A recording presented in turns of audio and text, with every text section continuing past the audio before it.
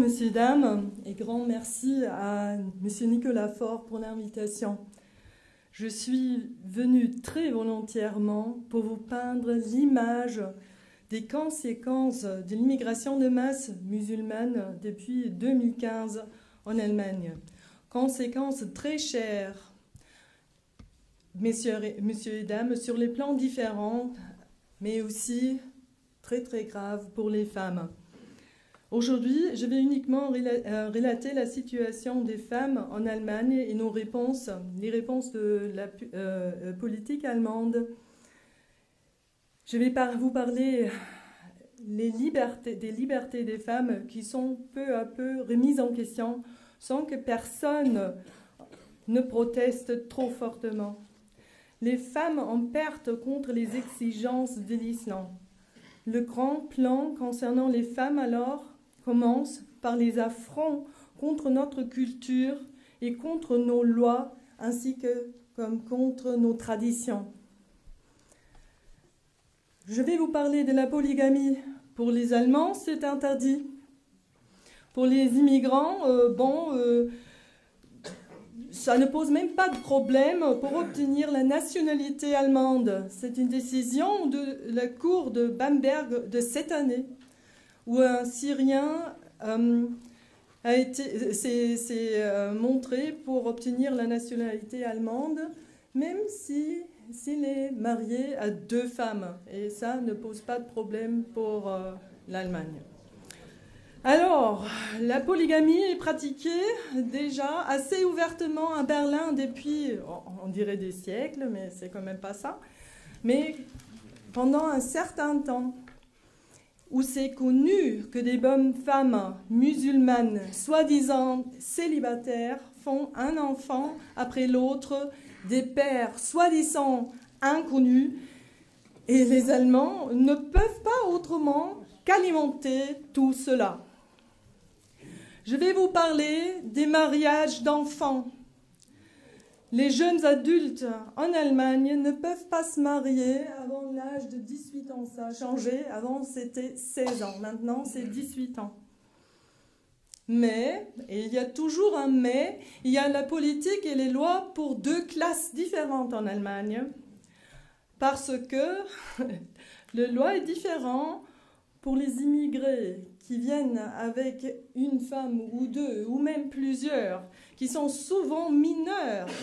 Et là, ça fait exception, parce qu'on regarde et on essaye de bien tenir compte de la volonté et du bien-être de ces enfants. C'est un scandale. Et c'est toléré, parce que on est tolérants, nous les Allemands. J'ai horreur de cette tolérance qui nous étouffe.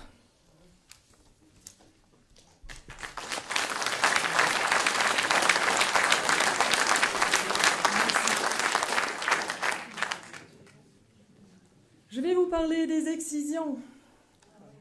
En 1997, en Allemagne, il y avait 22 000 femmes excisées environ. Et pratiquement 6 000 filles en danger d'excision. En 2017, un peu plus tard, on parle déjà des 13 000 filles en danger. Ces filles viennent de l'Érythrée, de la Somalie, de l'Irak. L'organisation Terre des Femmes parle des 58 000 femmes en Allemagne qui ont été excisées. Et l'État semble être complètement démuni. On ne peut rien faire pour ces femmes et pour les droits des femmes en Allemagne. Mais on ne peut même pas mettre les filles qui sont nées en Allemagne à l'abri de ces excisions. On ne peut même pas les protéger d'être transportées, emmenées dans leur culture en Afrique d'où ils viennent. Mais parlons-nous des femmes allemandes pour qui beaucoup a changé depuis 2015. Avec les soi-disant réfugiés, ou plutôt les immigrés, une vraie épidémie de violence contre les femmes de tout âge a fait irruption. Pensons au Nouvel An 2015 où il y avait des vrais Tarushka-Mea, surtout à Cologne, mais un peu partout en Allemagne, où les femmes ont été agressées et violées. Depuis, il ne passe plus une journée sans des atrocités pareilles, des viols, des agressions et des meurtres, crimes d'honneur et pareils. Et comment réagissent les politiciens, les médias, la public? Tout d'abord, la réponse de Henriette Reker à Cologne était de propager et encourager les femmes en Allemagne de se tenir à l'écart d'une longueur du bras. Comme si ça marchait, mais j'hallucine. Hein? J'hallucine.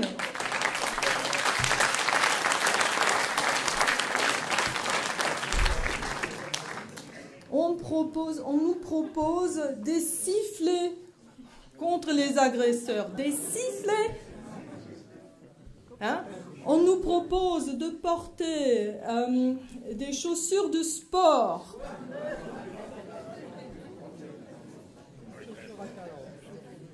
Et on nous conseille de ne plus partir seul pour faire du jogging pendant la journée. Hein? En Allemagne de 2017, on ne peut plus se mettre à jogger tranquillement sans que c'est la faute de la femme, parce qu'elle était seule, et qui pourrait se faire agresser. Mais c'est un scandale, c'est un vrai scandale ce qui se passe en Allemagne de la part des élites. Mais le truc le plus hallucinant, mesdames et messieurs, c'est la réponse des féministes des élites. Je ne sais pas si vous avez entendu en parler. Il y a une bonne femme qui a proposé de changer le vocabulaire. On ne parlerait désormais plus des victimes de viol. Hein, parce qu'on parle des bonnes femmes qui ont vécu une expérience. Hein? Ça semble être drôle, mais on essaie, par cette redéfinition, de compléter, de peindre une réalité complètement différente de ce qu'on vit chaque jour en Allemagne. Moi, mère de 4 enfants, dont 2 filles, je vais m'opposer à ce développement de toutes mes forces. Je veux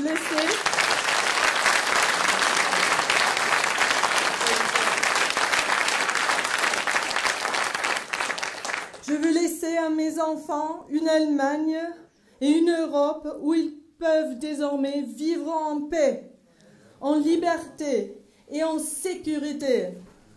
Bravo.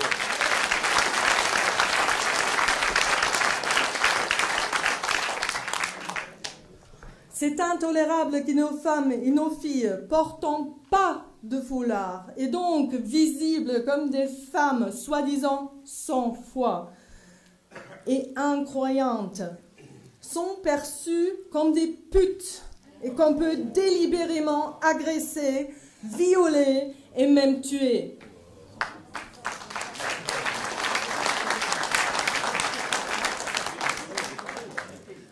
Alors, qu'est-ce qu'on propose, nous, de l'AfD? Alors, le problème est vaste. Et je pense qu'il faut tout d'abord affirmer l'état de droit, appliquer nos lois et à tous les mondes. Bravo.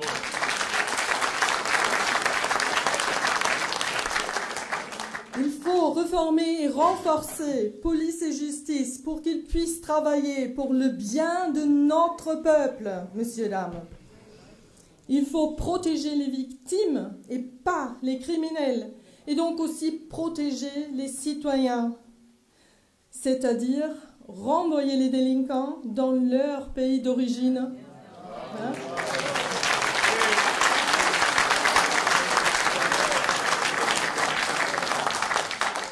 Et les emprisonner si nécessaire quand ils posent un danger aperçu pour le public jusqu'à leur départ pour le bien du peuple.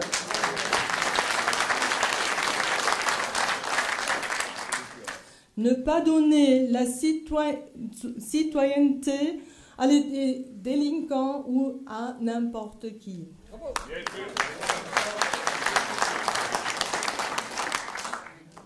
Et aussi forcer la perte de ce statut de la citoyenneté dans les cas très précis selon le droit en vigueur. Mais cela fonctionne uniquement quand on regagne finalement la maîtrise de nos frontières européennes et allemandes.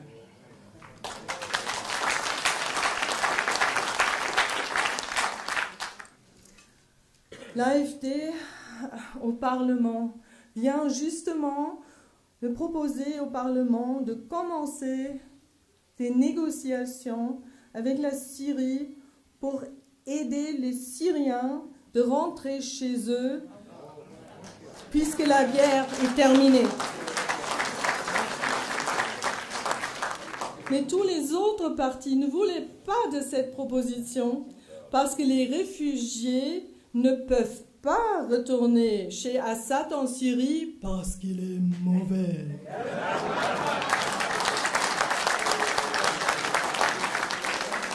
Et parce qu'il y a toujours la guerre là-bas.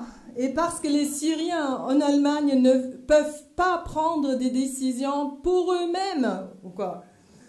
Alors, c'était vraiment très nazi de vouloir leur aider, rentrer volontairement chez eux.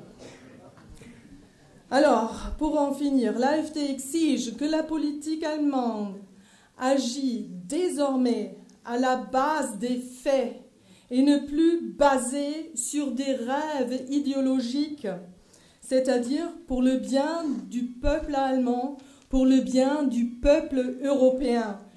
J'aime l'Allemagne, mais j'aime aussi la France et l'Europe. Merci beaucoup.